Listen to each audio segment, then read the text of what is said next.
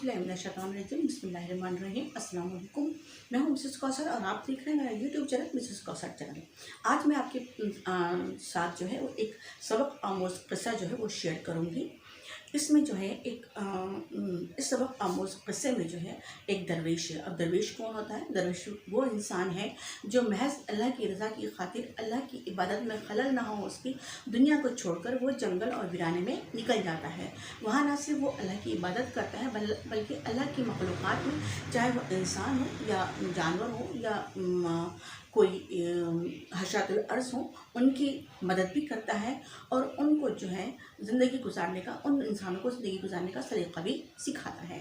तो एक दरवेश ने किसी सांप से कहा, लोगों को डसना छोड़ दे, तू नहीं देखता कि तेरे डसने से लोग मर जाते हैं, औरतें बेवा हो जाती हैं, बाप बेटों की मौत पर तड़पते हैं, भड़कते हैं, उनकी आंखों तले अंधेरा छा जाता है।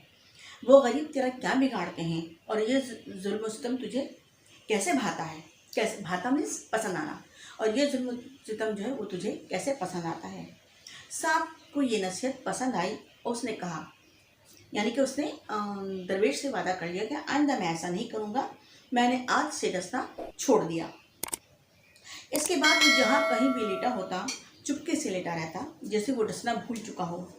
एक दिन ऐसे ही लेटा हुआ था कि एक लकड़हारे में कुछ लकड़ियाँ जमा करके रखी थी। उनका गट्ठा बांधने लगा तो उसकी पुरानी और छोटी सी रस्सी जो थी वो टूट गई। यानी कि बहुत सारी लकड़ियाँ उसने जमा की और जमा करने के बाद उसको बांधने लगा। जब बांधने लगा तो उसकी पुरानी रस्सी टूट गई। तो अब वो परेशान था कि क्या करे। अचानक उसकी निगाह सांप पर पड़ी, एक ऐसे सांप पर जिसने हिलना जुलना भी छोड़ दिया था। ठीक है, महज वो एक रस्सी की मानिंद लग रहा था।